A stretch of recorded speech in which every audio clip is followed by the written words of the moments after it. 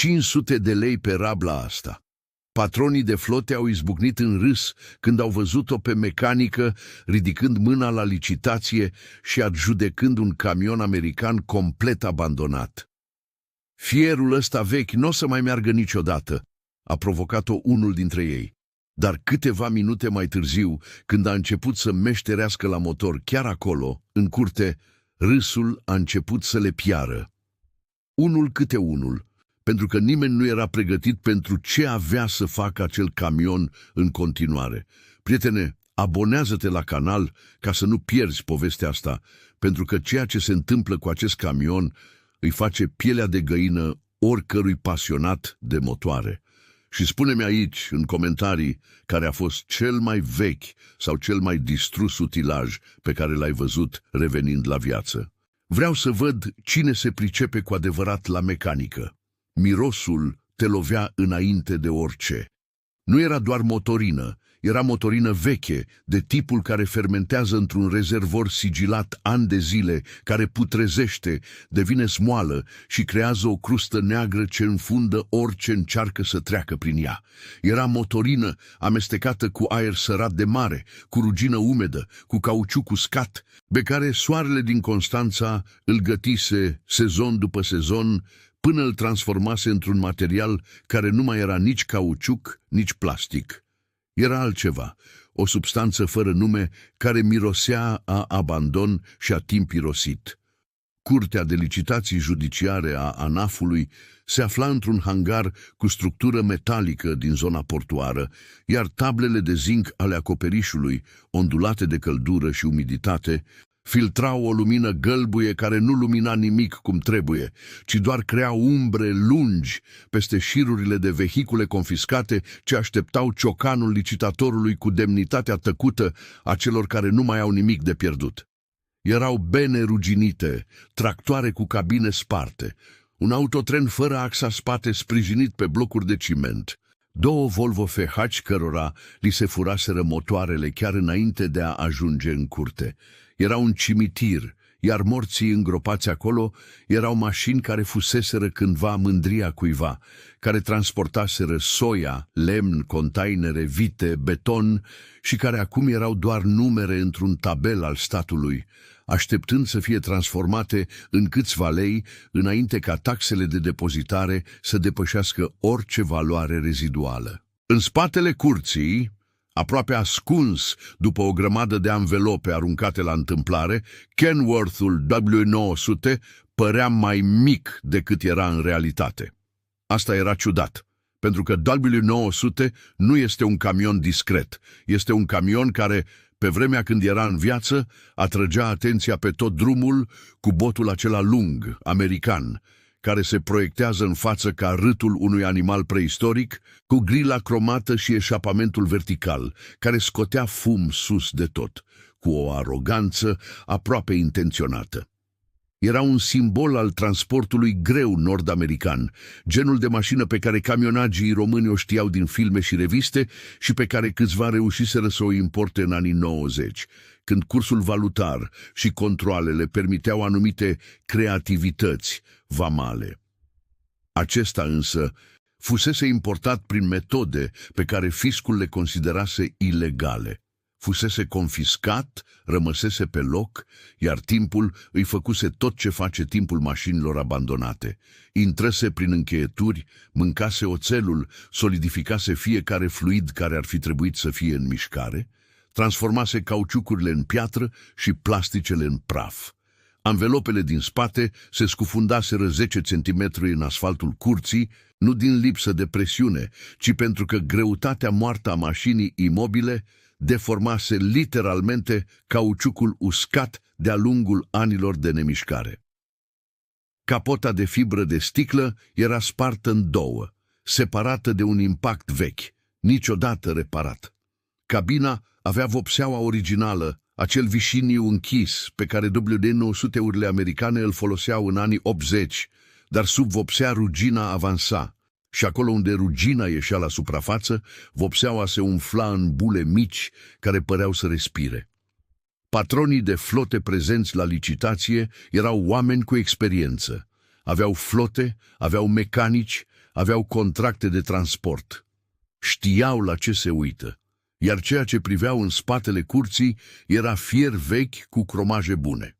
Elena a ajuns la 7:40 dimineața, înainte să înceapă licitația, cu un rucsac în spate și salopeta albastru petrol legată de talie, cu mânecile căzute peste șolduri, pentru că în căldura din acel hangar nu se putea sta cu mânecă lungă, nici măcar la 8 dimineața. Avea 28 de ani și un mers care nu cerea permisiunea, un pas hotărât, al cuiva care știe încotro se duce și nu are timp să ocolească nimic.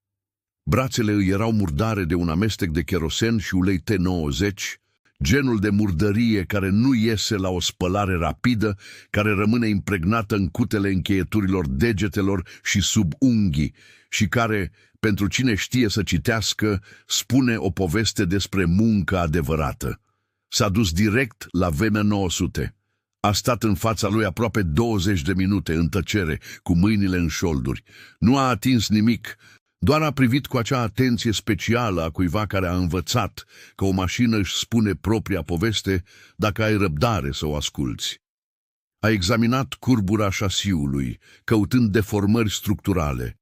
A urmărit cu ochii linia longeroanelor, s-a aplecat, a pus mâinile pe asfalt și s-a uitat pe sub mașină cu o lanternă de cap, inspectând diferențialul, baia de ulei, suporturile de arcuri.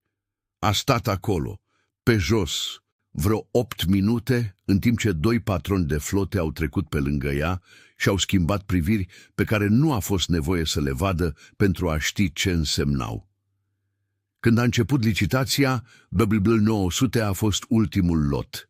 Licitatorul, un bărbat gras cu cravata slăbită, care transpira vizibil sub reflectoarele portabile, a prezentat vehiculul cu naturalețea cuiva care vinde săpun. Am menționat anul aproximativ de fabricație, confiscarea vamală, starea generală ca fiind precară, motorul ca fiind necunoscut și a deschis licitația la 500 de lei, cu un ton care lăsa clar de înțeles că nici el nu se aștepta la o contraofertă. "Deschide cineva la 500 de lei?" a spus el, și era o ironie subtilă în acel cineva. 500, a spus Elena. Tăcerea care a urmat a durat 2 secunde. Apoi a venit râsul. Nu a fost un râs discret sau prost crescut. A fost râsul colectiv al unor bărbați cu experiență care au văzut în acel gest ceva ce li se părea simultan naiv și comic. Unul dintre patroni, un bărbat de vreo 50 de ani, cu o șapcă de firmă de transport și o burtă de om care mănâncă bine în fiecare zi, s-a întors către colegul de lângă el și a spus, fără nicio grijă pentru volum: "O să cumpere fierul vechi pe 500 de lei. O să dea mai mult pe platformă." Celălalt a răspuns cu un sunet care era pe jumătate râs, pe jumătate acord: "Platforma o să tragă și șasiul se rupe în 2. Longeroanele astea sunt mâncate pe dinăuntru." Ciocanul a bătut. Elena a semnat actele fără grabă, a luat documentul de adjudecare și s-a dus să-și ia rucsacul pe care îl lăsase într-un colț. Din rucsac a scos un compresor portabil pliabil, de tipul pe care mecanicii de teren îl car în benă, compact, dar funcțional, și o cheie de impact pneumatică cu un set de tubulare care au zornăit când le-a lăsat pe asfalt. A mai scos un arzător cu butelie de 2 kg, 3 injectoare ambalate în folie cu bule, un flacon de spray de pornire și 1 litru de ulei de motor de înaltă viscozitate. Patronii de flote care nu plecaseră încă au rămas să privească, cu acel amestec de plictiseală și curiozitate pe care îl au oamenii când se uită la ceva ce li se pare imposibil, dar nu au nimic mai bun de făcut. "Fata mea," a spus bărbatul cu șapcă, cu vocea cuiva care oferă un sfat nesolicitat.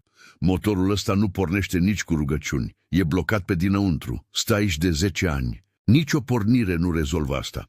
Elena nu a răspuns. A conectat furtunul compresorului la cheia de impact, a pornit motorul compresorului și a deschis capota spartă a B900-ului cu forța ambelor brațe, pentru că balamalele ruginiseră în poziția închisă, iar fibra de sticlă a scârțâit ascuțit înainte de a ceda. Motorul Caterpillar 3406B a apărut de sub capotă ca un monument dedicat unei ere a ingineriei care nu-și cere scuze pentru propria dimensiune. 14 litri cilindre, 6 cilindri în linie, o arhitectură pe care inginerii de la Caterpillar o perfecționaseră de-a lungul deceniilor până atinseseră o robustețe care friza încăpățânarea. În condiții normale, era un motor care putea parcurge 1 milion de kilometri cu întreținere adecvată. În condiții normale. Ceea ce privea Elena nu erau condiții normale. Conductele de combustibil aveau o mâzgă groasă și întunecată pe care a recunoscut-o imediat. Polimerizarea motorinei, procesul chimic care are loc atunci când motorina îmbătrânește prea mult timp într-un sistem închis, pierzându-și componentele volatile și lăsând un rezidu cu consistența smoalei și adezivitatea prenadezului. Această mâzgă nu doar că bloca conductele, ci pătrunsese în duzele injectoarelor și crease o crustă pe scaunele supapelor de admisie, blocându-le într-o poziție care împiedica orice ciclu normal de compresie. Sistemul de ungere era a doua problemă, iar Elena știa că era potențial cea mai gravă. Schimbătorul de căldură, componenta care reglează temperatura uleiului, avea conexiunile deteriorate, ceea ce crea un vid de aer în circuit. Fără o presiune adecvată a uleiului în cuzineți, pornirea motorului la rece însemna transformarea lui imediată într-o mașină de autodistrugere. Metalele s-ar fi atins fără pelicula de lubrifiere, iar motorul care supraviețuise abandonului ar fi putut muri în primele 30 de secunde de funcționare. Văzuse acest tablou înainte. Nu exact acesta, dar tablouri similare, la camioane diferite, în curs diferite, cu grade variate de degradare. Știa ce trebuia să facă și știa ordinea în care trebuia să facă. Problema nu era diagnosticul, ci timpul. Soarele Constanței urca pe cer, hangarul se încălzea, iar metalul blocului motor, dilatat neregulat de căldura externă, ar fi făcut fiecare etapă a procesului mai imprevizibilă. Pe măsură ce orele treceau, și-a pus ochelarii de protecție, a luat arzătorul și l-a aprins. Patronii de flote au rămas, niciunul nu a plecat. Flacăra arzătorului era albastră la centru și portocalie la margini, iar Elena a ținut-o la 30 cm de blocul motor, cu precizia cuiva care știe că distanța contează la fel de mult ca temperatura. Nu era vorba de a arde, ci de a încălzi chirurgical, de a convinge oțelul să se dilate controlat, de a folosi fizica drept pârghie, acolo unde forța brută nu avea nicio utilitate. Blocul motorului 3406B era turnat din fontă cenușie de înaltă rezistență, cu pereți suficient de groși pentru a absorbi căldura lent și a o distribui cu o uniformitate care necesita timp. Timp pe care trebuia să-l gestioneze cu grijă, pentru că prea multă căldură aplicată prea repede crea gradienți termici care puteau fisura metalul în zonele de tranziție dintre pereții subțiri și cei groși. Iar o fisură într-un bloc motor nu este o problemă care se rezolvă cu sudură. Este sfârșitul poveștii. A început cu cele 4 colțuri exterioare ale blocului, încălzind fiecare zonă timp de 45 de secunde, și apoi, trecând la următoarea, într-un model pe care îl dezvoltase singură de-a lungul anilor de muncă pe teren, în acea logică empirică ce nu vine din manuale, ci din a fi greșit în măsura potrivită și a fi supraviețuit pentru a învăța. Scopul era să ridice temperatura generală a blocului la un nivel la care diferența de dilatare dintre oțelul pistoanelor și fonta cămășilor să fie suficientă pentru a rupe aderența chimică creată de umiditate și coroziunea de suprafață, crusta microscopică ce le suda unul de celălalt, nu prin forță, ci prin chimia metalelor diferite în contact prelungit în prezența apei și a sării marine. Bărbatul cu șapcă era încă acolo. Trăsese o ladă de plastic și stătea cu coatele pe genunchi, observând cu o expresie care trecuse de la batjocură la ceva mai apropiat de o curiozitate reticentă. genul de expresie a cuiva care nu vrea să admită că învață ceva. O să crape blocul motor, i-a spus colegului de lângă el, dar cu un volum care scăzuse considerabil de la ultima dată. Colegul nu a răspuns. Ținea telefonul ridicat și filma.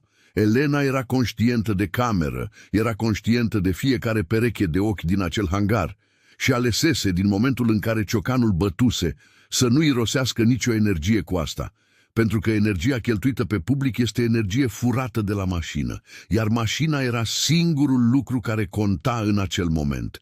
W900-ul nu știa că era filmat. Lui 3406B nu-i păsa de râsul patronilor. Fizica nu negocia cu părerea nimănui.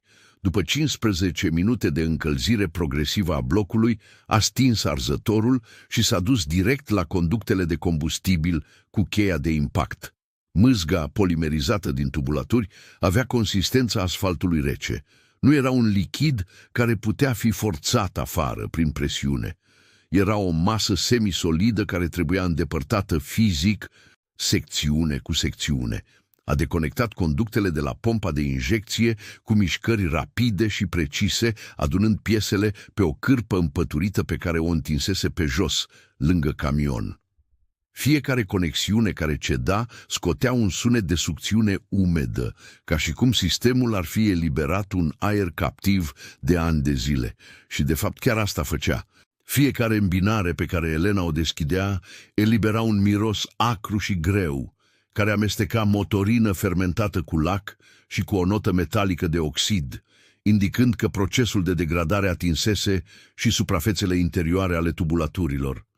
A curățat conductele cu o sârmă subțire de cupru pe care o scosese din rucsac.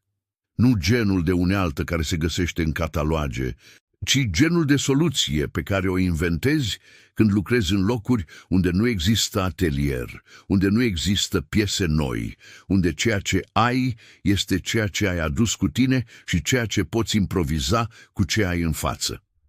Sârma intră în interiorul tubulaturilor și ieșea acoperită de mâzgă întunecată, iar ea repeta operațiunea de curățare până când sârma ieșea rezonabil de curată. Nu perfectă, dar funcțională, suficient pentru ca motorina nouă să poată trece. Asta nu ajută la nimic, a spus bărbatul cu șapcă, acum cu un ton care își pierduse certitudinea de dinainte și căpătase o calitate mai apropiată de argumentare. Chiar dacă cureți conductele, pompa de injecție e compromisă. Nu poți face pompa aia să lucreze fără să o reconstruiești pe un banc de probă.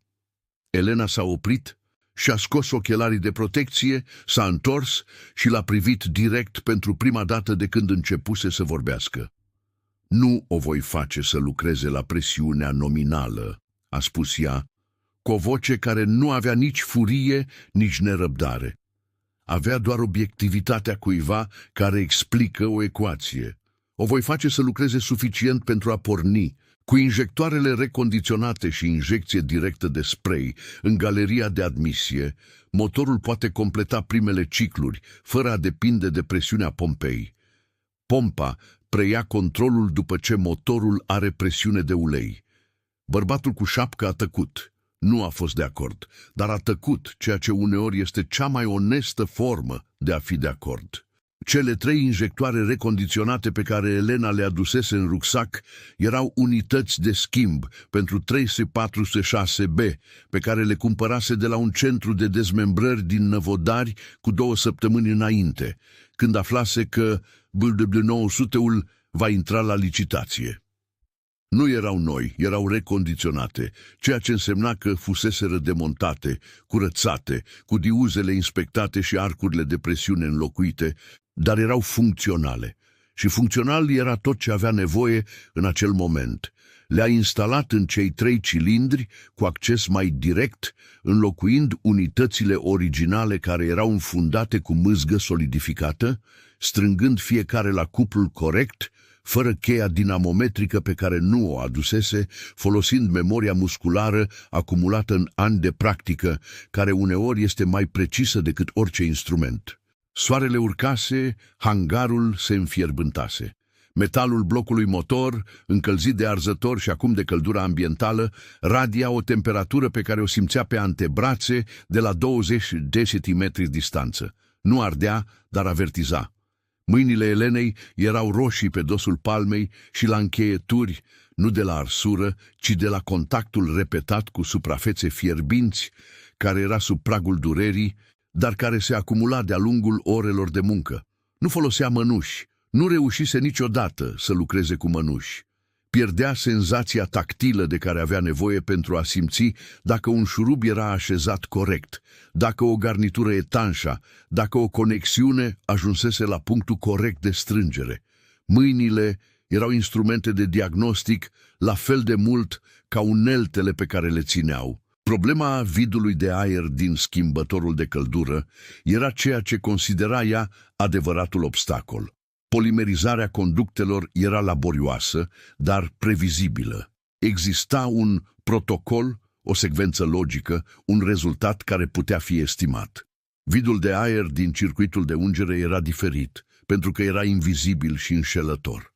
Sistemul părea intact la o examinare exterioară, dar în interior exista o bulă de aer acumulată în partea superioară a schimbătorului, care împiedica uleiul să formeze circuitul închis necesar pentru a presuriza cuzineții. Dacă ar fi pornit motorul fără a rezolva asta mai întâi, uleiul nu ar fi ajuns la cuzineții arborelui cotit în primele secunde de funcționare. Iar în primele secunde de funcționare ale unui motor oprit de ani de zile, cu oțelul bucșelor și al bolțurilor în contact metal pe metal, fără nicio peliculă protectoare, frecarea era suficientă pentru a topi cuzineții în câteva clipe. A deschis capacul superior al schimbătorului de căldură cu grijă, aplecând capul pentru a vedea interiorul cu lanterna. Era, așa cum suspectase, un strat de depuneri calcaroase pe pereții interiori ai schimbătorului, moștenirea apei de calitate îndoielnică, folosită ca lichid de răcire la un moment dat în viața camionului. Și în punctul cel mai înalt al schimbătorului, exact unde circuitul făcea o curbă ascendentă, era o acumulare de aer, prizonier de ani de evaporare a lichidului rezidual. Soluția nu se afla în trusa pe care o adusese, soluția era în ceea ce se afla în jur. S-a ridicat, s-a uitat prin hangar cu acea concentrare a cuiva care transformă mediul înconjurător în resursă și a mers spre șirul de vehicule abandonate din apropiere. A găsit ceea ce căuta la un Volvo FH fără motor, la vreo 15 metri distanță, un furtun de retur al lichidului de răcire, încă prins de blocul motor cu coliere, suficient de lung pentru ce avea nevoie. A scos furtunul cu cheia de impact, s-a întors la buile 900 și l-a conectat temporar la ieșirea superioară a schimbătorului, creând un circuit deschis care permitea aerului captiv să iasă în timp ce umplea sistemul cu un ulei nou de înaltă viscozitate. Era o soluție de teren, o improvizație în sensul nobil al cuvântului, nu în sensul de improvizație neglijentă, ci în sensul de inteligență aplicată într-un context de constrângeri, care este sensul pe care cuvântul ar trebui să-l aibă întotdeauna. A turnat litrul de ulei lubrifiant încet, înclinând flaconul cu răbdare, așteptând ca nivelul să urce în vizorul lateral al schimbătorului, în timp ce urmărea furtunul de retur cu ochii. Aerul a început să iasă în bule neregulate, mai întâi mici, apoi mai mari, cu un sunet de gâlgâit umed pe care îl cunoștea bine, sunetul unui sistem care respiră pentru prima dată după mult timp, expulzând golul care ocupase locul unde ar fi trebuit să existe doar fluid. Aerisește sistemul de ulei, a spus o voce nouă, mai tânără, probabil un ajutor al unuia dintre patroni. Dar cu ce tip de ulei? Știi că 3406B folosește din fabrică 15,40? 40? A răspuns Elena fără să întoarcă capul. Viscozitate mai mare, pentru că arborele cotit și cuzineții vor avea joc din cauza coroziunii dimensionale. Cu joc mărit, ai nevoie de o peliculă de ulei mai groasă pentru a compensa. Cu 15,40 face presiune, dar nu o menține în primele cicluri. Tăcere. Apoi sunetul cuiva care tasta pe telefon, probabil notând. Când sistemul de ungere a fost complet și aerul a fost complet purjat, a închis circuitul, a scos furtunul improvizat și a sigilat ieșirea cu un dop pe care îl adusese. A strâns colierele mai întâi cu degetele, simțind metalul, și apoi cu cheia, până în punctul în care știa, din rezistență și din textura vibrației transmise de unealtă, că era etanș. Mai lipsea o componentă critică pentru pornirea forțată pe care o planificase, spray-ul de pornire. Eterul din flaconul pe care îl adusese era un agent de aprindere cu punct de inflamabilitate scăzut, care putea fi injectat direct în galeria de admisie pentru a crea un amestec pe care motorul să-l poată aprinde chiar și fără presiunea nominală a injectoarelor. O metodă agresivă pe care mecanicii mai precauți o evitau din cauza riscului de explozie în galerie, dar pe care Elena învățase să o calibreze cu precizie de-a lungul anilor de porniri pe teren, în condiții care nu admiteau ezitare. Prea puțin și aprinderea nu se producea, prea mult și galeria exploda. A deschis filtrul de aer, care de fapt nu mai exista, fusese furat la un moment dat în istoria camionului, ceea ce simplifica accesul, și a conectat direct galeria de admisie cu un tub de plastic rigid pe care îl adaptase ca duză de injecție. A pregătit flaconul de spray de pornire, a calculat mental volumul pe care îl va injecta și a pus tubul în poziție. Apoi s-a dus la electromotor. Electromotorul W900-ului era o unitate Delco de 12V, legată la o baterie care, previzibil, își atinsese limita cu mulți ani în urmă. Bateria era moartă de abinelea. Nu era o problemă de încărcare, ci de sulfatare a plăcilor interne, care transformase unitatea de stocare a energiei într-un bloc de plumb inert ce nu ar fi răspuns niciunui încărcător cunoscut.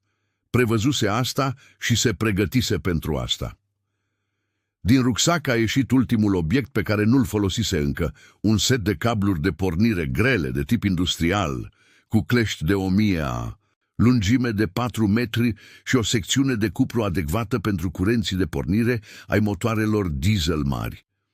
A mers la autotrenul fără axă, care era la vreo 10 metri. A verificat că bateria încă avea tensiune, folosind propriul voltmetru pe care îl purta în buzunarul salopetei. 11,2 V, subideal, dar suficient pentru ce avea nevoie. A conectat cablurile în paralel, plus la plus, minus la masă.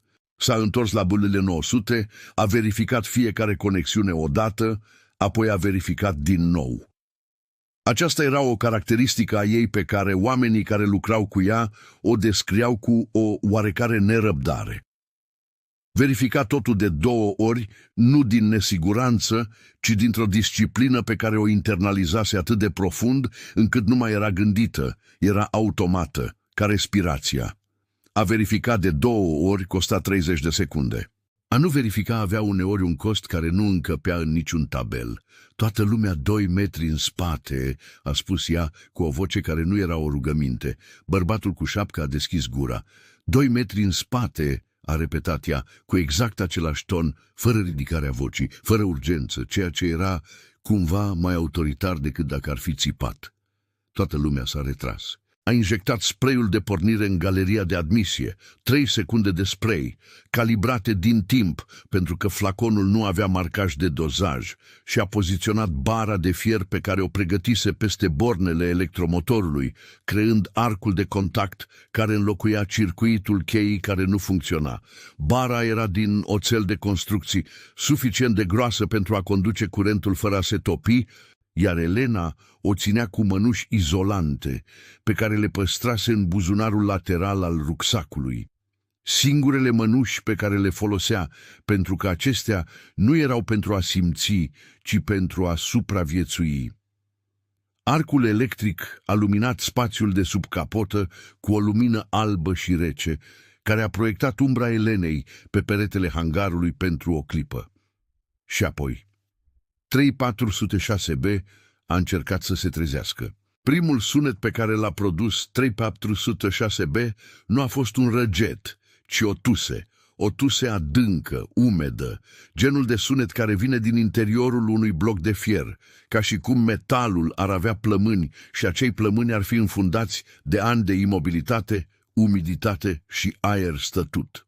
Motorul s-a rotit 2 cicluri complete cu un efort care se transmitea fizic prin tablele caroseriei, prin lonjeroanele șasiului, prin asfaltul de sub roți. O vibrație neregulată, necoordonată, ca ritmul cuiva care s-a trezit brusc și încă nu și-a găsit propriul compas.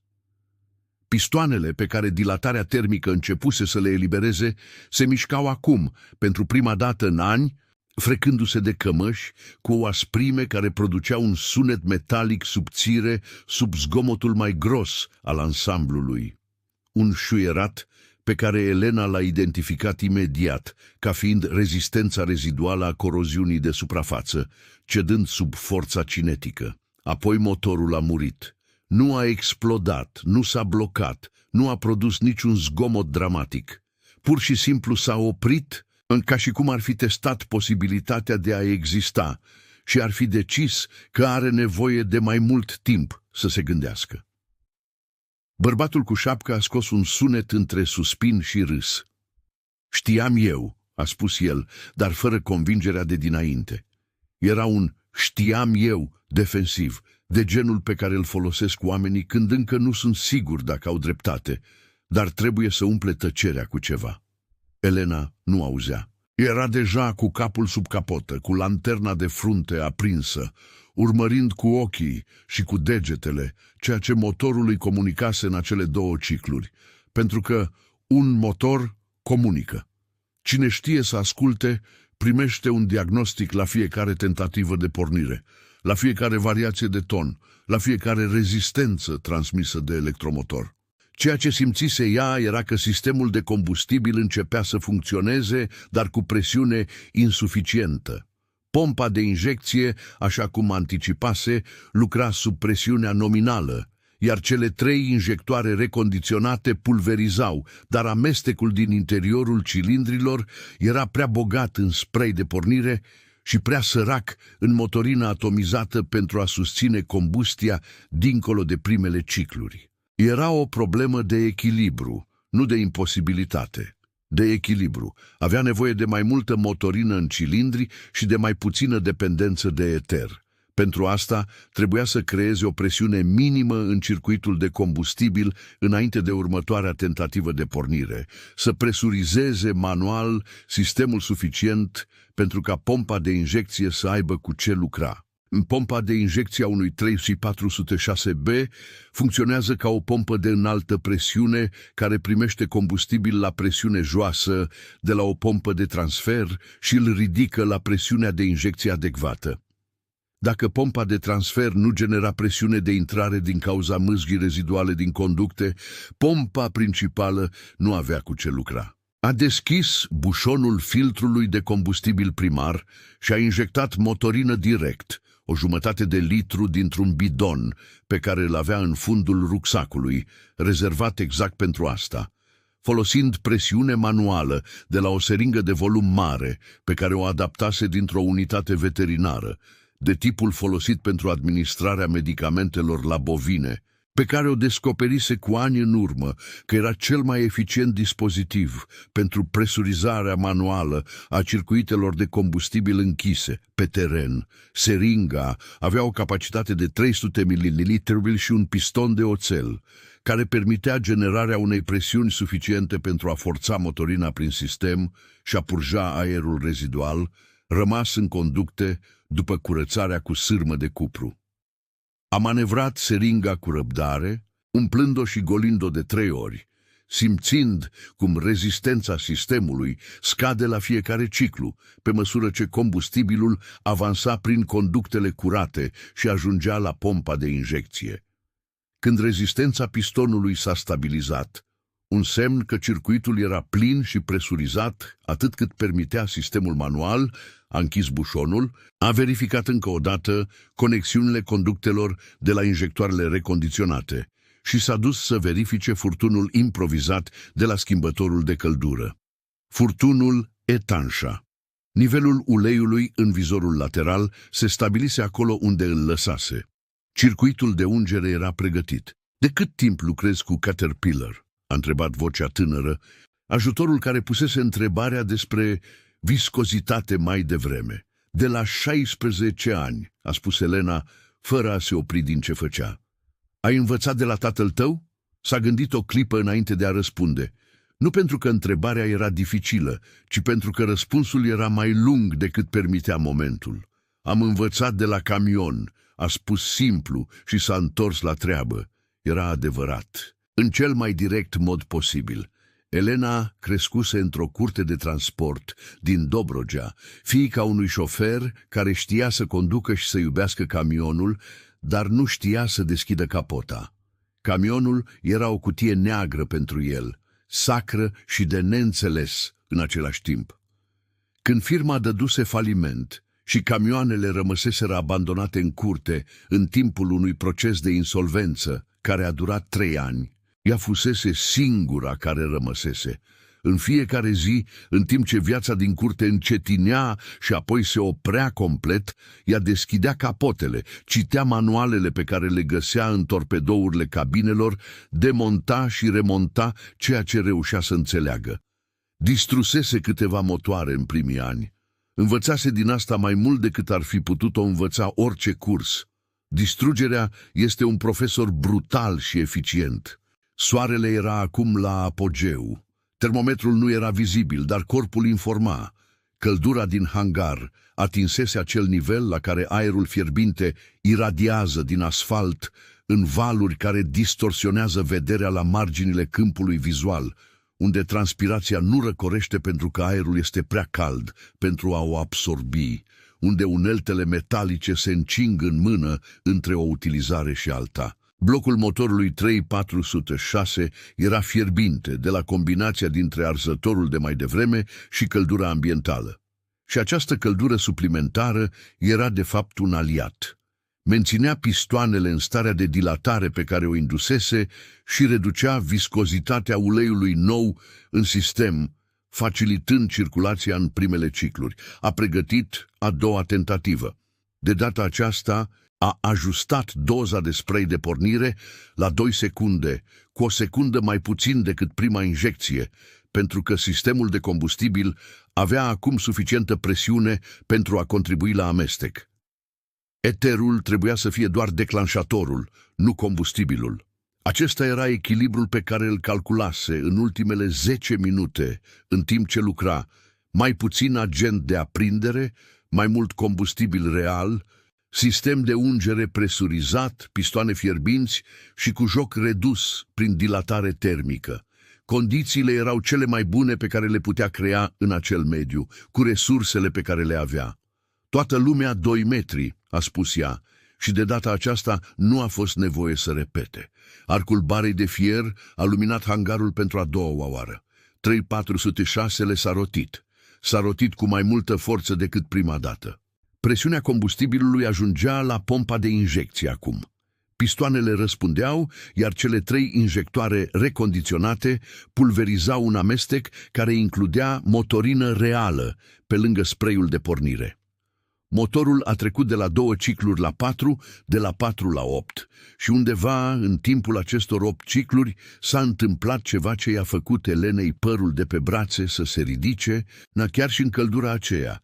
Combustia s-a stabilit într-un cilindru, apoi în 2, apoi în toți 6. Sunetul s-a schimbat. Tusea neregulată s-a transformat într-un înnec profund, o explozie pe cilindru care nu era încă sincronizată în ritm, dar care se întâmpla. Cei 6 cilindri ardeau, fiecare în compasul său eratic, iar ansamblul producea un zgomot care era pe jumătate explozie și pe jumătate răget și total asurzitor în spațiul metalic al hangarului. Un nor de fum a ieșit prin eșapamentul vertical, cu o culoare care a fost mai întâi neagră, funinginea acumulată de ani de zile în sistem, funinginea motorinei polimerizate care încă exista în părți ale circuitului, apoi gri și apoi a început să se deschidă spre un alb albăstrui, care este culoarea uleiului arzând în primele minute de funcționare ale unui motor, care a stat mult timp oprit, înainte ca sistemul de ungere să se stabilizeze complet. Fumul a umplut hangarul în câteva secunde, gros, acru, cu miros de metal, combustibil, cauciuc și timp. Un miros care era aproape tactil, care se depunea pe haine, pe piele și pe părul tuturor celor de acolo. Unii dintre patroni s-au retras și mai mult, tușind. Unul dintre ei a ieșit complet din hangar. Bărbatul cu șapcă a rămas, ștergându-și ochii cu antebrațul, și era în postura lui o rigiditate nouă. Nu mai era rigiditatea certitudinii cuiva care știe că va vedea un eșec, ci rigiditatea cuiva care asistă la ceva ce nu prevăzuse și face munca interioară de a recalibra tot ce presupusese a fi adevărat. Motorul funcționa, neregulat, aspru, cu zmucituri ritmice care indicau că nu toți cilindrii contribuiau cu aceeași forță. Al patrulea cilindru era în urmă, posibil cu injectorul original încă parțial înfundat, lucrând sub presiunea ideală, dar funcționa. Arborele cotit se rotea, pistoanele se mișcau, sistemul de ungere. Elena verifica prin manometrul improvizat de presiune pe care îl conectase la galeria de ulei, genera suficientă presiune pentru a proteja cuzineții. Dar neregularitatea celui de-al patrulea cilindru era o problemă pe care nu o putea ignora. Un motor diesel care funcționează cu un cilindru dezechilibrat generează vibrații armonice, care în sarcină se amplifică prin rezonanță și pot cauza daune structurale suporturilor motorului, conexiunilor de eșapament și, în cel mai rău caz, bucșelor cuzineților de bielă, care deja operau la limita inferioară a toleranței după ani de imobilitate. Putea auzi dezechilibrul. Era o bătaie neregulată în frecvența răgetului, o sincopă mecanică ce suna aproape muzical dacă nu știai ce înseamnă. S-a dus la al patrulea cilindru, cu palma lipită de blocul motor, simțind vibrația direct, fără instrumente, și a confirmat diagnosticul. Injectorul original, rămas în acel cilindru, pulsa sub presiunea de deschidere adecvată, livrând combustibil în picături neregulate în loc de ceață atomizată, ceea ce ducea la o combustie incompletă care arunca o parte din combustibilul nears prin eșapament. De aici culoarea închisă persistentă a fumului pe acea parte și cealaltă parte acumulându-se ca un lac pe pereții cilindrului, ceea ce era exact problema originală, reproducându-se în timp real. Mai avea un injector recondiționat în rucsac. Adusese 4 în total, ca măsură de precauție. Instalase 3 în prima rundă și îl rezervase pe al patrulea. Problema era să schimbe injectorul cu motorul fierbinte și în funcțiune, ceea ce însemna să lucreze sub presiune activă de combustibil cu metal încălzit la peste 80 grade Celsius, în condiții pe care orice manual de siguranță le-ar descrie cu un limbaj foarte ferm despre ce nu trebuie făcut. Elena nu era iresponsabilă, era precisă, ceea ce e diferit. Știa exact care era riscul și exact care era marja în care putea lucra în siguranță. A redus turația motorului la minim, ajustând maneta de accelerație manuală pe care o deblocase înainte, ceea ce reducea presiunea în sistemul de combustibil la cel mai scăzut nivel posibil, fără a opri motorul. Și-a pus mănușile termice, a poziționat o cârpă de bumbac împăturită în 4 sub zona injectorului pentru a absorbi combustibilul sub presiune care urma să fie eliberat la demontare și a lucrat cu o viteză care nu era grabă, ci eficiență, adică viteză fără eroare. Injectorul original a ieșit cu rezistență și un jet de motorină pe care cârpa l-a absorbit. Injectorul recondiționat a intrat și s-a așezat cu acel click subtil care indică etanșarea corectă. Strângerea a fost făcută la cuplul adecvat, simțit cu mâna și confirmat de auz. Exista un punct specific în care metalul înceta să comunice rotație și începea să comunice compresie. Și acel punct era cuplul corect, la fel de eficient ca orice cheie dinamometrică. Motorul a răspuns imediat.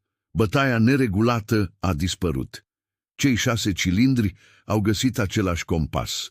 Nu perfect, pentru că nimic la un motor care a stat 10 ani oprit nu putea fi perfect în 20 de minute de funcționare, dar suficient de sincronizat pentru ca răgetul să devină o unitate coerentă, în loc de o colecție de explozii independente.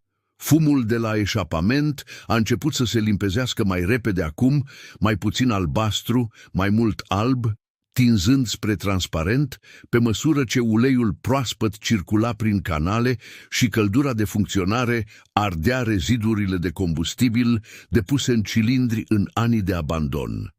Mirosul s-a schimbat și el. Mirosul de motorină putredă și metal oxidat a lăsat loc mirosului de motor în funcțiune, care are o calitate complet diferită. Este cald, uleios și metalic.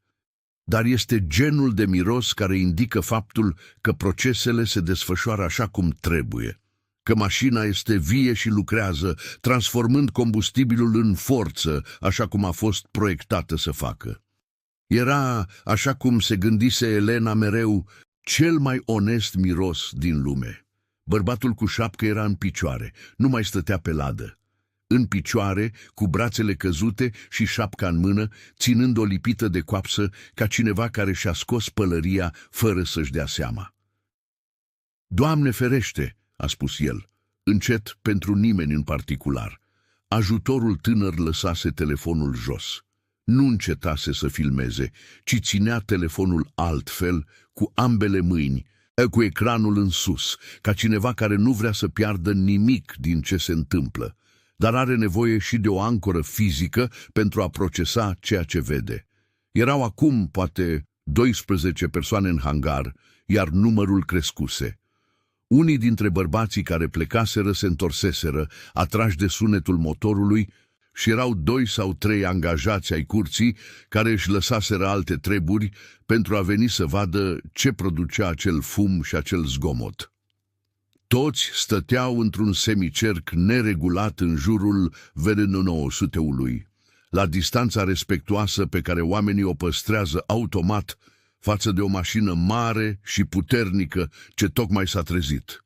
Elena a lăsat motorul la ralanți timp de 10 minute complete. Nu pentru că exista o regulă care spunea 10 minute, exista o logică ce spunea 10 minute, care era timpul necesar pentru ca uleiul să circule complet prin sistem și să ajungă la toate punctele de ungere, pentru ca temperatura de funcționare să se stabilizeze la un nivel care să indice că sistemul de răcire funcționa, pentru ca jocurile dintre pistoane și cămăși să se ajusteze termic la punctul de operare, pentru ca motorul să comunice prin sunet și vibrație că era stabil și nu existau surprize ascunse în ciclurile următoare.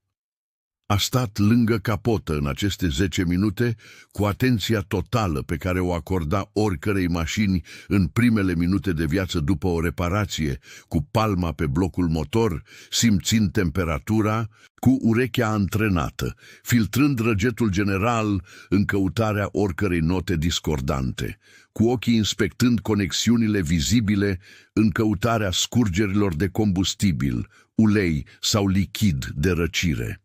Era o vigilență intimă, genul de atenție pe care o ai doar pentru lucrurile care contează cu adevărat.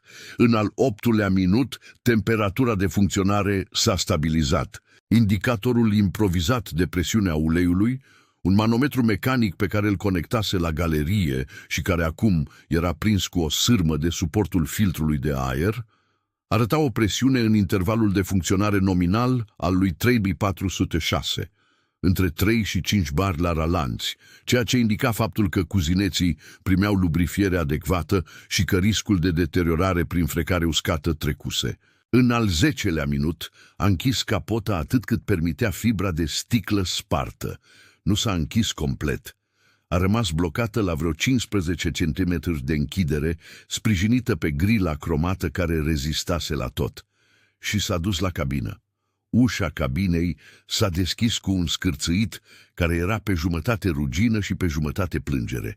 Scârțâitul la ceva ce așteptase asta, dar nu avea de gând să o facă ușor. Interiorul mirosea a piele uscată, a mucegai vechi și a genul de căldură acumulată, care există doar în cabinele închise de ani de zile.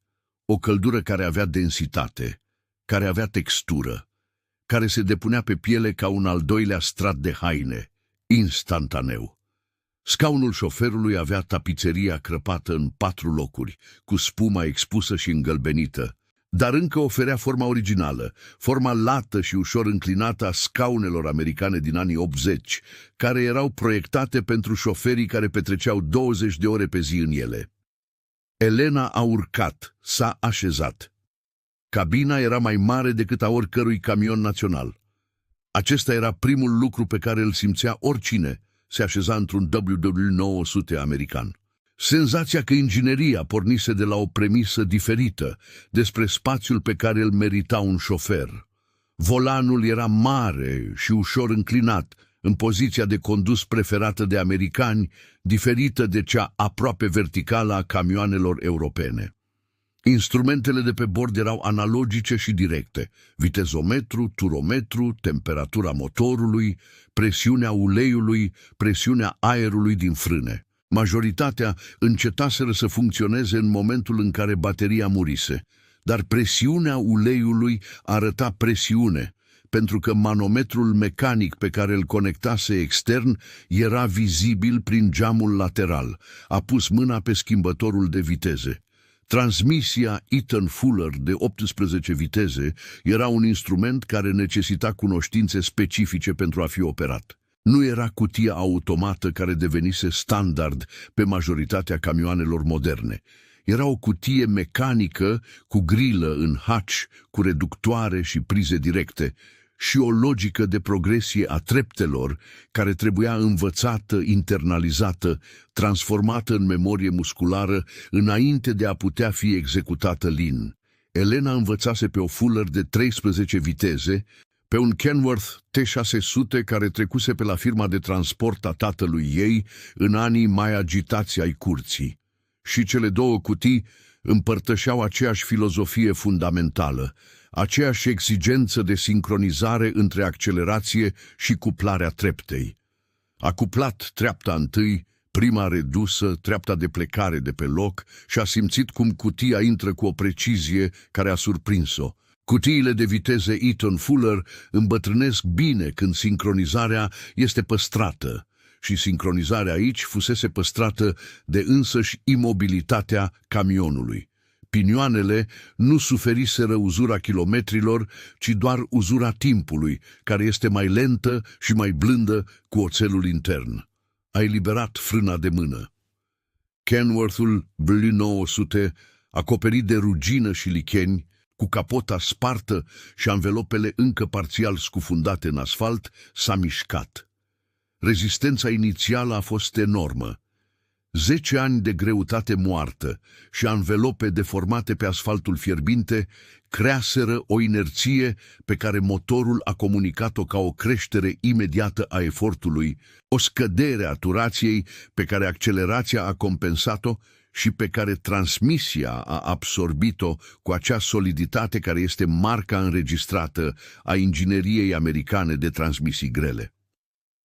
Roțile din spate, ieșind din adânciturile în care stătuseră ani de zile, au produs un zgomot sec și profund, ca 4 pocnituri simultane, iar camionul a avansat 10 centimetri, 20, 50, 1 metru. Și apoi se mișca cu adevărat, întreaga masă a W900-ului, răspunzând forței pe care 3406B o genera, cu o autoritate care umplea hangarul de sunet și vibrație. Elena a rotit volanul. Servodirecția nu mai exista. Fusese furată sau se defectase la un moment dat în istoria camionului.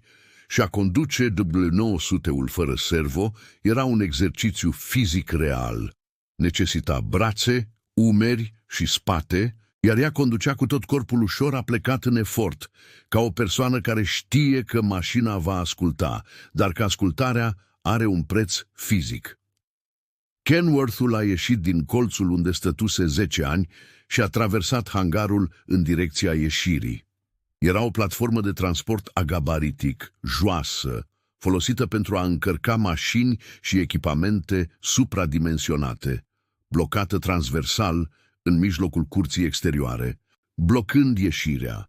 Elena o văzuse când ajunsese. Calculase că V900-ul, dacă ar funcționa, ar putea să o mute. Nu cu cupla. Cupla camionului lipsea, furată ca aproape tot ce putea fi furat, ci cu bara de protecție spate, ranforsată, din oțel, pe care verii 900-urile americane o purtau ca moștenirea unei vremi în care camioanele trebuiau să împingă, nu doar să tragă. A manevrat camionul în marșarier, simțind fiecare milimetru prin vibrația volanului, fără cameră de marșarier, fără senzori, doar prin geometria pe care o calculase, uitându-se înainte de a urca.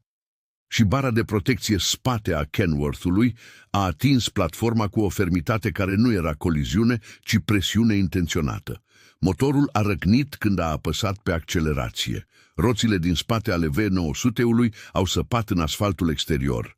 2 șanțuri de cauciuc uscat care au lăsat urme întunecate și drepte pe betonul deschis al curții. Și platforma de transport, care cântărea poate 8 tone, s-a mișcat, încet la început, apoi cu mai multă viteză, până când a fost dată la o parte și drumul era liber.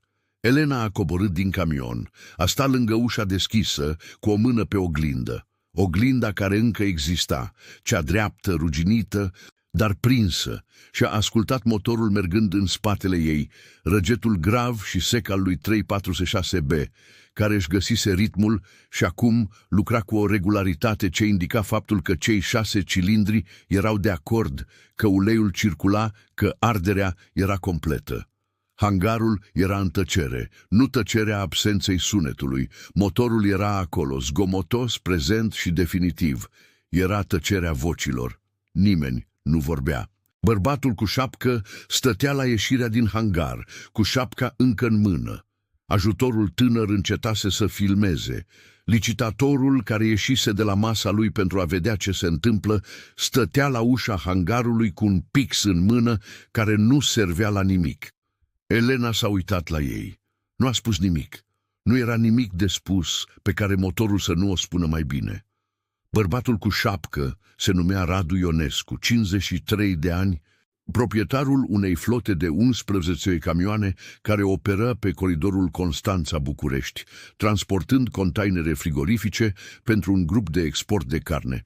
Începuse cu un singur Scania R113 pe care îl cumpărase în leasing în anii 90 și construise flota cu răbdarea și încăpățânarea cuiva care știe că fiecare camion cumpărat reprezintă ani de decizii corecte înlănțuite. Era un om care învățase transportul de jos în sus, care dormise în cabină de mai multe ori decât într-un pat cu pernă, care schimbase o anvelopă pe ploaie pe A2 la 3 dimineața de mai multe ori. Nu era un om ignorant, era un om care ajunsese în punctul în care experiența începe să funcționeze ca o capcană, unde ceea ce știi, cu siguranță începe să închidă spațiul pentru ceea ce încă nu ai învățat. A mers spre Elena cu șapca încă în mână, nu era grabă în pasul lui, pasul cuiva care face un parcurs interior în timp ce face parcursul fizic, care ajunge la o concluzie în același timp în care ajunge la o destinație. Ai un nume?" a întrebat el. Elena. Radu Ionescu, a spus el și i-a întins mâna. Am fost un prost. Ea i-a strâns mâna fără ceremonie. Ai fost previzibil, a spus ea, fără cruzime. E diferit. Radu a rămas o clipă cu asta, procesând distincția. Apoi a dat din cap încet, ca cineva care arhivează o informație pe care o va folosi mai târziu. Ai un atelier? A întrebat el. Am o curte în Năvodari, o presă, un compresor mare, banc de injectoare și instrumentație de bază. Câți angajați? Niciunul. Doar eu. Radu s-a uitat la Veise 900, care încă torcea în curtea exterioară cu acel răget grav și regulat care își găsise ritmul. S-a uitat înapoi la Elena. Era în privirea lui o calitate calculată care nu era dezumanizantă. Era privirea unui om de afaceri care face o socoteală, dar o socoteală care includea respectul autentic ca variabilă.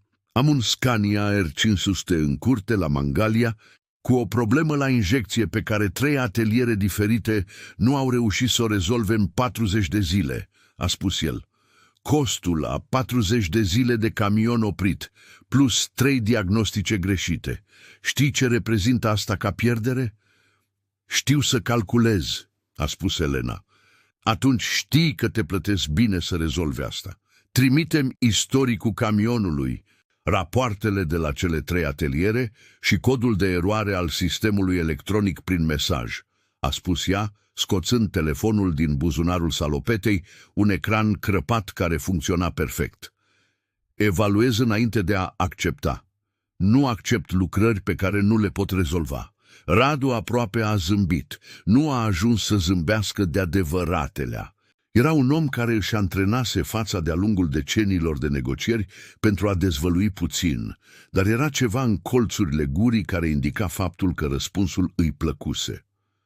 Ai o carte de vizită?" a întrebat el. Nu. A luat un pix din buzunarul lateral al rucsacului și a scris numărul de telefon pe spatele unei hârtii împăturite pe care o avea în buzunarul salopetei, un fragment de factură de piese rupt și împăturit, pe care îl purta cum alții poartă carnețele. I-a întins-o lui Radu. El a luat-o, s-a uitat, a împăturit-o și a pus-o în portofel. Ajutorul tânăr se apropiase.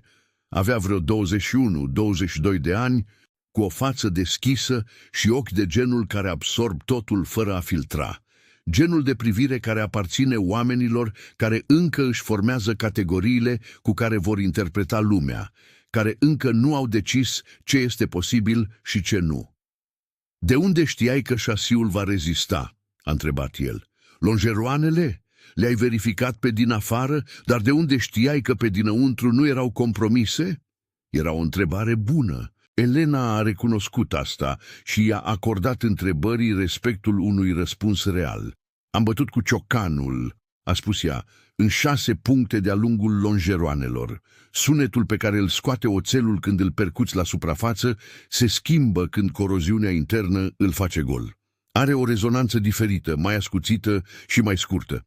La acestea, sunetul era solid, plin, cu reverberația lungă care indică un oțel cu grosimea păstrată. Rugina era superficială, cosmetică.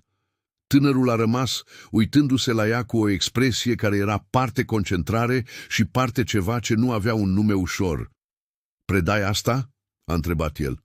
Întrebarea a rămas în aer o clipă, ceea ce era rar la ea, care avea obiceiul de a răspunde cu aceeași viteză și directitudine cu care lucra. Era ceva în acea întrebare care o trăgea într-un loc în care nu plănuise să meargă în acea zi. Încă nu, a spus ea în cele din urmă. Acel încă a rămas suspendat în aer, cu calitatea unei promisiuni care încă nu avea o formă definită, dar care fusese rostită cu voce tare pentru prima dată.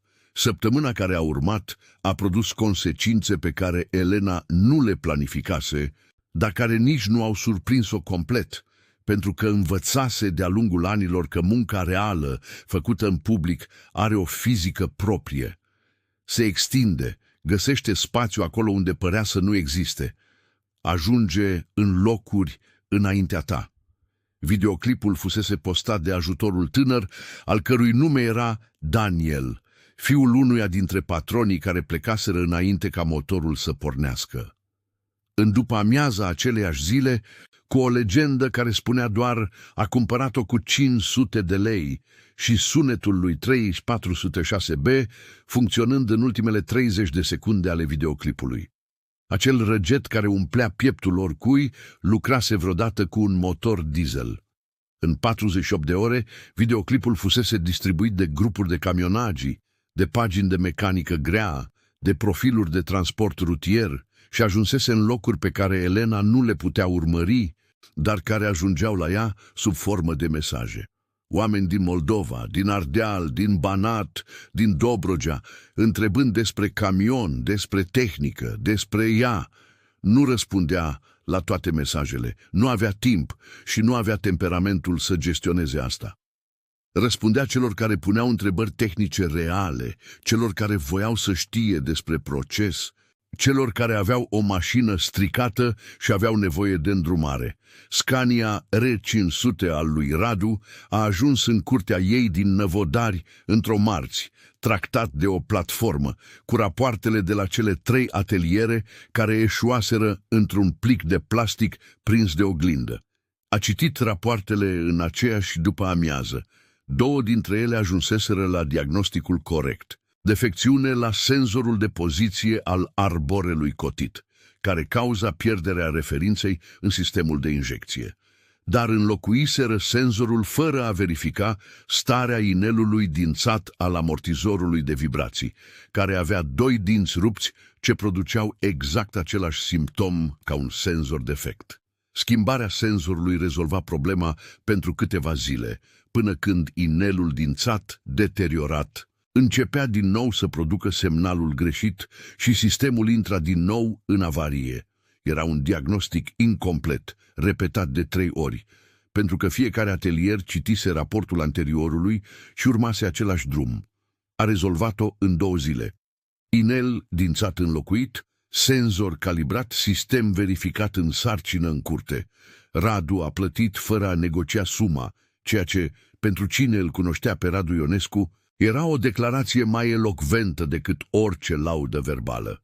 Dar ceea ce a rămas cu Elena nu a fost plata, ci o conversație de 20 de minute care avusese loc miercuri după amiază, când Radu venise să ia camionul personal în loc să trimită șoferul. Ajunsese devreme, înainte de ora stabilită și rămăsese la intrarea în curte, observând spațiul cu acea privire calculată pe care ea o recunoștea deja. Curtea era modestă, un hangar cu structură metalică pe care îl închiria, cu capacitate pentru 3 camioane, unul lângă altul, o groapă pentru lucru sub vehicule, bancuri de lucru din fier de-a lungul pereților și un compresor industrial de 300 lei pe care îl cumpărase la mâna a doua și îl întreținea ca și cum ar fi fost nou. Era un spațiu curat, organizat cu logica particulară a cuiva care lucrează singur și știe că fiecare unealtă la locul greșit este timp pierdut. "Lucrezi aici singură de cât timp?" a întrebat el când ea a ajuns cu cheile de la Scania. "De 4 ani în curtea asta. Înainte, într-o curte mai mică, la Techirghiol. Te gândești să angajezi pe cineva?"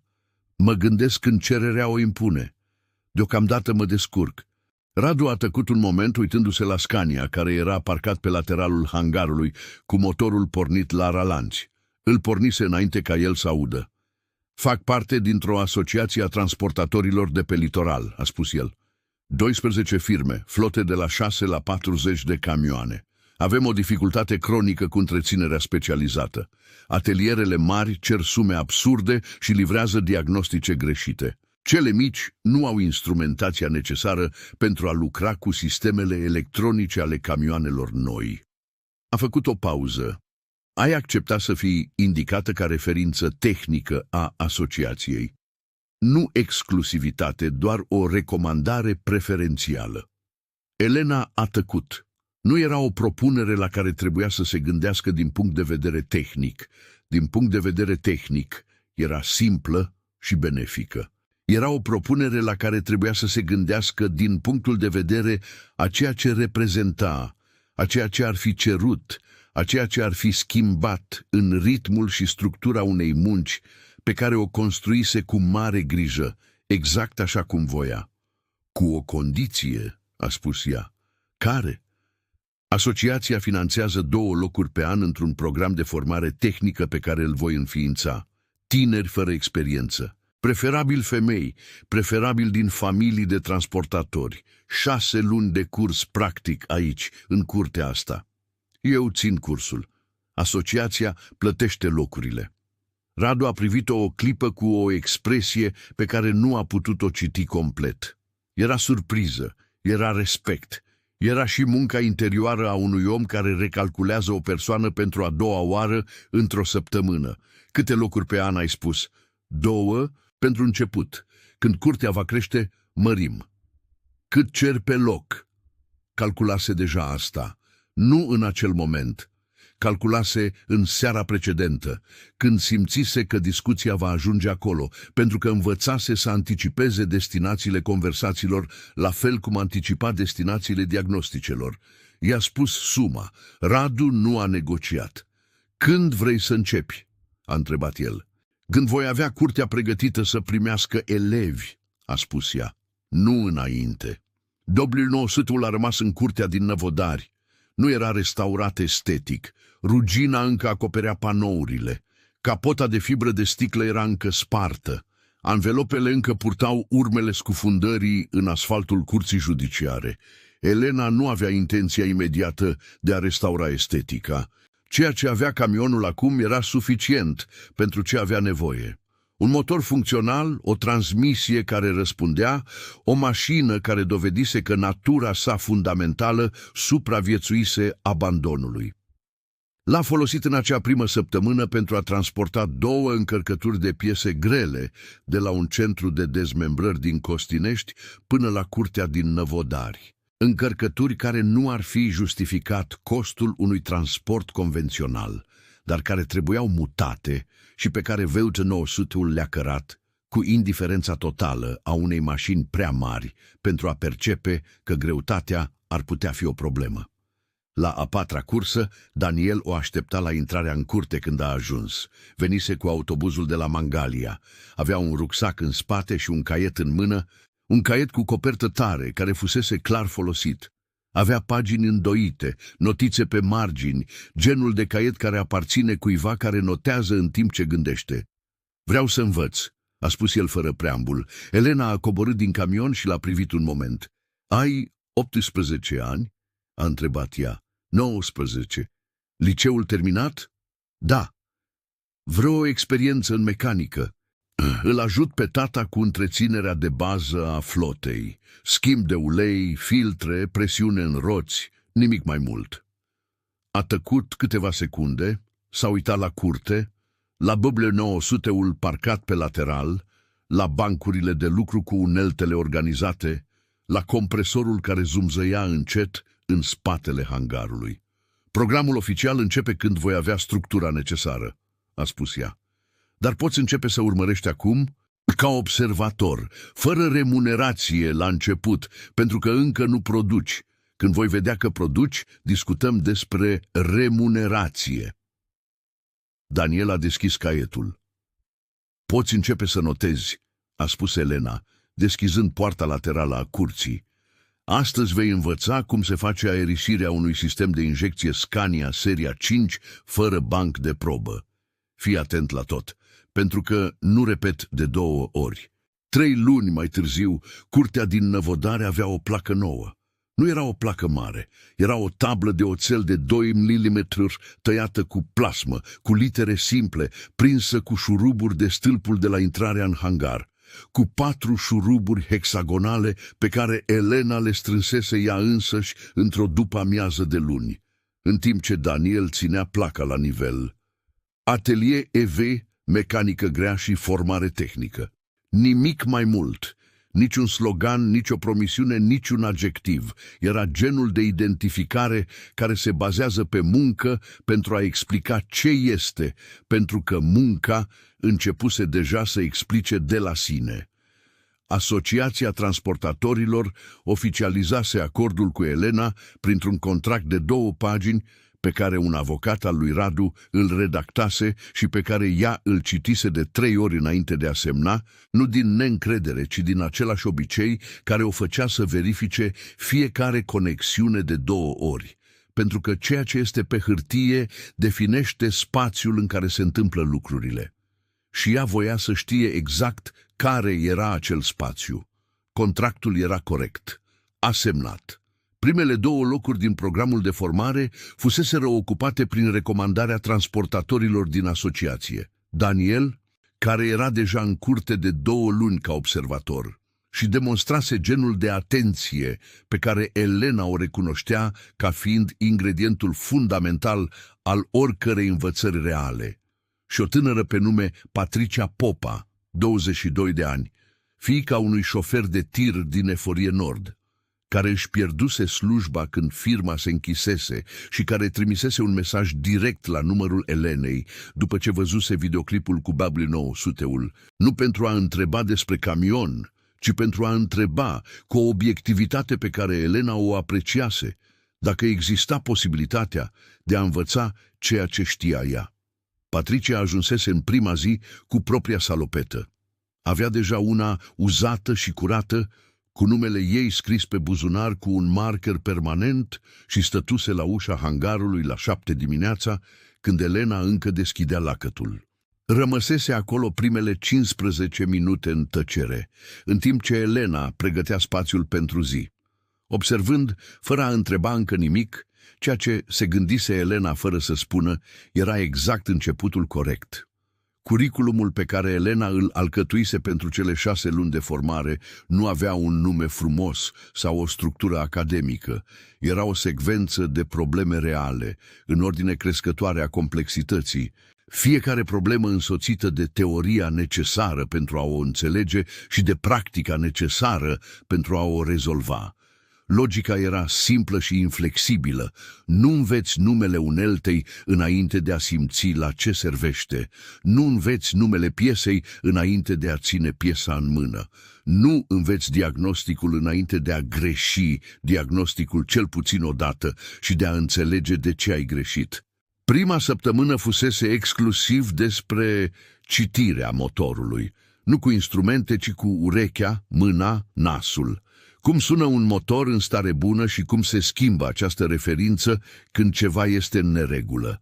Cum se distribuie căldura prin blocul motor în condiții normale și ce comunică o temperatură neregulată într-un anumit punct. Cum variază mirosul de la eșapament în funcție de calitatea combustiei și de starea segmenților. Conținuturi pe care niciun manual nu le organizează în acest fel. Pentru că niciun manual nu este scris de cineva care a învățat singur, în practică. Sunt conținuturi care există în memoria corporală a mecanicilor cu experiență și care rare ori sunt transmise în mod ordonat, pentru că rare ori există o structură pentru a le transmite. Elena transmitea cu aceeași obiectivitate cu care diagnostica, fără romantism și fără cruzime. Când Daniel a greșit identificarea unui zgomot de rulment de butuc la prima încercare, ea i-a spus pur și simplu ce era greșit și de ce era greșit și l-a pus să asculte din nou, până când urechea a găsit modelul corect. Când Patricia a nimerit diagnosticul unui joc de supapă în afara specificațiilor, într-o secvență de ascultare, fără niciun instrument, doar cu urechea lipită de blocul motor, Elena a spus corect, cu același ton de voce cu care spunea orice altceva, pentru că reușita nu merita mai puțină seriozitate decât greșeala. Camioanele care ajungeau în curte erau acum material de studiu, pe lângă a fi lucrări. Elena lucra și explica în paralel, nu în formatul unui profesor care se oprește din muncă pentru a vorbi, ci în formatul cuiva care lucrează cu voce tare, care numește ce face și de ce face în timp ce face, care transformă raționamentul diagnostic într-un proces audibil pe care cei 2 ucenici îl puteau urmări și chestiona. Erau zile în care întrebările lui Daniel o făceau să se oprească și să se gândească cu adevărat, nu pentru că întrebarea dezvăluia ceva ce nu știa, ci pentru că nu avusese niciodată nevoie să transforme în cuvinte anumite lucruri pe care le internalizase ca reflex. A explica de ce strângerea unui șurub de chiulasă trebuie făcută în cruce și nu în spirală, necesita formularea unui răspuns despre distribuția presiunii pe suprafețele de etanșare, pe care ea o simțise mereu în mână, fără a fi nevoie să o numească. A numi avea un cost și o recompensă. Costul era timpul de a te opri și a organiza. Recompensa era că lucrul numit devenea mai clar și în interiorul tău, mai structurat, mai transferabil. Erau și zile grele. Un Volvo FH cu o problemă la sistemul de frână de motor ajunsese la sfârșitul unei după amiezi cu un termen imposibil. Șoferul avea nevoie de camion a doua zi dimineață pentru o încărcătură frigorifică ce nu admitea întârziere. Elena lucrase până la 11 noaptea cu Daniel alături și fusese un moment pe la 9 cu iluminatul hangarului, creând umbre dure pe blocul motor deschis și oboseala acumulându-se în numeri, în care Daniel comisese o eroare de secvență la remontarea actuatorului frânei de motor și fusese nevoit să demonteze și să remonteze 2 etape întregi de muncă. Rămăsese în tăcere după greșeală, cu acea calitate a tăcerii care este parte furie pe sine și parte teamă de reacția celuilalt. "Demontează și fă din nou," spusese Elena, fără nicio variație în ton. "Greșeala pe care o înțelegi nu se repetă. Greșeala pe care o ascunzi apare pe drum." Daniel demontase și făcuse din nou. Volvo-ul a plecat la 11:20 cu sistemul funcțional. Șoferul, un om care stătuse în cabină pe parcursul întregii operațiuni, cu anxietatea cuiva care nu are unde să meargă în timp ce așteaptă, coborâse să-i strângă mâna Elenei cu ambele mâini deodată, gest pe care ea îl primise cu o înclinare a capului. W900-ul continua să fie în curte. Devenise un fel de prezență permanentă, nu un proiect activ, nu o mașină în serviciu constant, ci un obiect de referință care era mereu acolo, cu motorul pe care Elena îl pornea o dată pe săptămână pentru a menține sistemul de ungere în circulație, pentru a nu lăsa tăcerea să se cristalizeze din nou în canale. Era un ritual de 5 minute pe care îl executa cu aceeași naturalețe cu care realimenta compresorul sau curăța bancurile de lucru, o întreținere care era și o afirmație. Primise 2 oferte de cumpărare de la licitație, una de la un colecționar de camioane americane din București, care văzuse videoclipul și făcuse o ofertă care reprezenta de 30 de ori valoarea plătită la licitație. Alta de la un transportator din Ardeal care voia camionul pentru uz operațional și oferise și mai mult. Elena le refuzase pe amândouă cu același răspuns scurt. Nu este de vânzare, nu era sentimentalism. Era faptul că W900-ul îndeplinea o funcție pe care nicio valoare de vânzare nu o compensa. Era acolo ca dovada cea mai eficientă a tot ceea ce încerca ea să predea, pentru că reprezenta diferența dintre ceea ce par lucrurile și ceea ce sunt, între valoarea atribuită de cine nu știe să privească și valoarea recunoscută de cine știe. De fiecare dată când un elev nou intra în curte și vedea acel camion ruginit cu motorul torcând regulat, prima lecție începuse deja, înainte de orice cuvânt. Într-o joi după amiază, Radu a apărut în curte neanunțat. Era un Scania G450 demontat într-una dintre boxe, cu Patricia lucrând la sistemul de distribuție cu concentrarea totală pe care Elena învățase să o recunoască drept cel mai sigur semn că cineva învăța cu adevărat. Daniel era la bancul de lucru cu un injector demontat, curățând piesele cu solvent și identificând fiecare componentă într-un caiet care devenise mai plin de notițe decât de pagini goale. Radu a stat la intrare, observând un moment, înainte ca Elena să-și dea seama că era acolo. "Pot să intru?" a întrebat el, cu o grijă în ton care nu fusese prezentă în primele lor conversații. O grijă care era respect pentru spațiul altcuiva, învățat, nu natural. "Poți." A intrat încet, uitându-se la fiecare colț al hangarului, cu acea privire calculată pe care ea o cunoștea. Dar de data aceasta era ceva diferit în calitatea calculului. Nu era privirea cuiva care evaluează o operațiune pentru a face o ofertă. Era privirea cuiva care recunoaște ceva ce nu se așteptase să găsească. "De cât timp sunt aici?" a întrebat el, arătând spre Patricia și Daniel cu un gest al capului. Patricia de 2 luni, Daniel de 3, și deja lucrează singuri la proceduri în limita capacității lor, mereu cu supraveghere la limitele competenței actuale. Radu a stat un moment lângă vie 900, cu palma pe panoul ruginit, ca și cum ar fi vrut să simtă ceva prin metal. "Am adus o propunere," a spus el. "Poți să spui. Asociația vrea să mărească sprijinul pentru program, nu 2 locuri pe an, ci 4. și o contribuție pentru renovarea curții, extinderea spațiului, instrumentație suplimentară. A făcut o pauză. În schimb, asociația are prioritate la angajarea absolvenților. Elena a tăcut un moment, nu tăcerea ezitării, ci tăcerea cuiva care citește ce se află sub o propunere, verificând dacă structura susține greutatea.